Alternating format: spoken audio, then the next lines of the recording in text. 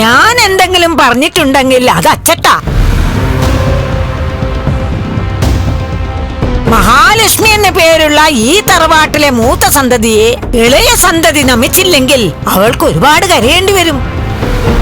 അത് നേരിട്ട് ബോധ്യപ്പെട്ട ശേഷം ഇനി ഞാൻ വരുമ്പോ എനിക്ക് ചില്ലറ തന്നാ മതി. അമ്മേ മഹാമായേ, എല്ലാവർക്കും നന്മ വരുത്തണേ. വരട്ടെ മോളെ. ചെല്ല് ചെല്ല്.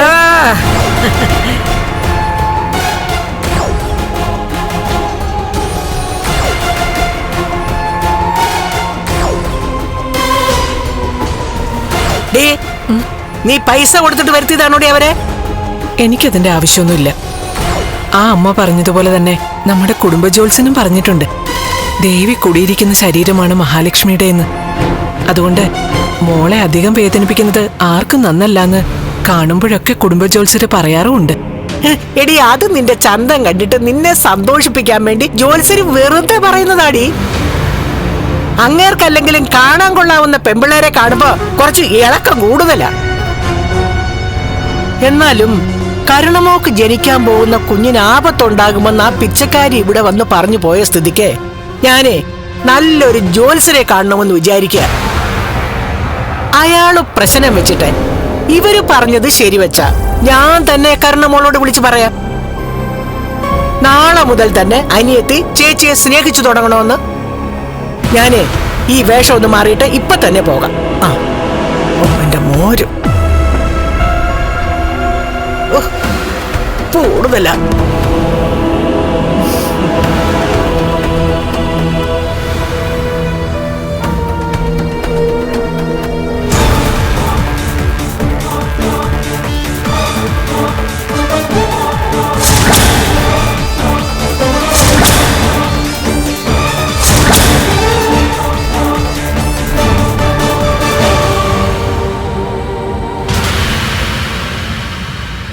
അങ്ങനെ ഒരാഴ്ച അവൻ ആയുർവേദ ഹോസ്പിറ്റലിൽ അഡ്മിറ്റ് ആവുകയാണെങ്കിൽ അവിടെ വെച്ച് അവനെ തീർക്കണോ അച്ഛാ?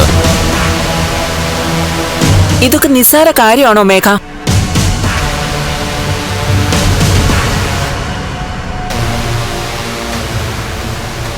കണ്ണന് നിങ്ങളെപ്പോലെ എഴുന്നേറ്റ് നടക്കാനാവില്ലെന്നേ ഉള്ളൂ. പണവും സ്വാധീനവും ഒക്കെ അവന് ഒരുപാടുണ്ട്. പോരാത്തതിനെ അവനൊപ്പം നിൽക്കുന്ന കൂട്ടുകാരനും അവന്റെ പെണ്ണുമാ വന്നിരിക്കുന്നത്.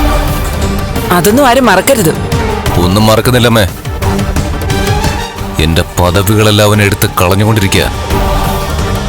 എന്നെ പാപ്പരാക്കാനുള്ള ശ്രമ അവൻ നടത്തുന്നത്. അങ്ങനെയുള്ളപ്പോ ഞാനും രണ്ടും കൽപ്പിച്ചിറങ്ങിയല്ലേ പറ്റൂ. അത് തന്നെയാ സീമന്തിരി വേണ്ടത്. മഹാലക്ഷ്മി അല്ലെങ്കിൽ കണ്ണൻ, രണ്ടിൽ ഒരാളെ ജീവിച്ചിരിക്കാൻ പാടുള്ളൂ. മഹാലക്ഷ്മിയുടെ കാര്യത്തിൽ ഒരു തീരുമാനം ഉണ്ടാക്കുമെന്ന പ്രതാപം പറഞ്ഞിരിക്കുന്നത്. അവൾ കണ്ണന്റെ ജീവിതത്തിൽ നിന്ന് ഒഴിഞ്ഞു പോയില്ലെങ്കിൽ പിന്നെ അവളുടെ ജീവിതത്തിൽ നിന്ന് പോകേണ്ടത് കണ്ണന്.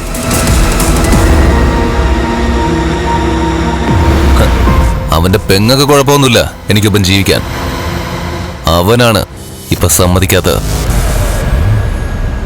ഒരിക്കലും കല്യാണം കഴിക്കില്ല എന്ന് കരുതിയവൻ ഒരുത്തെ കെട്ടിക്കൊണ്ടുവന്നു. എന്നിട്ടിപ്പം എന്റെ കല്യാണം മുടക്കാൻ നോക്കുക. എല്ലാം സഹിക്കുന്നതിന് ഒരു പരിധി ഉണ്ടമ്മേ.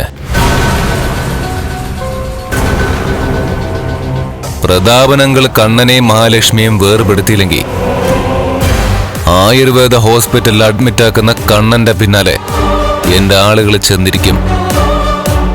എന്നുവെച്ചാ അവന്റെ ഒരു കാൽ വിരല് ചലിക്കുന്നതിന് മുമ്പേ അവന്റെ ചലനശേഷി അവരില്ലാതാക്കിക്കോളും.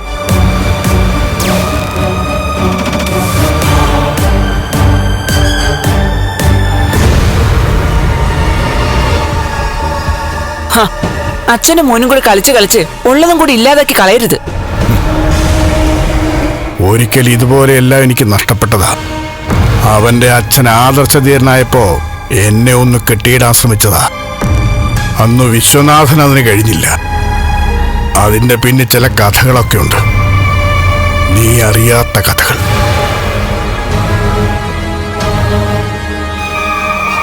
ആ കഥകൾ മകന് ആവർത്തിക്കാനുള്ള അവസരമുണ്ടാകാതിരുന്നാൽ അവന് കൊള്ളാം. അല്ലെങ്കിൽ മേഘൻ പറഞ്ഞതൊക്കെ സംഭവിക്കും. അച്ഛനൊപ്പം മകനും അലഞ്ഞു തിരിഞ്ഞു നടക്കും. ജീവനോടെയല്ല, ആത്മാവായിട്ട്.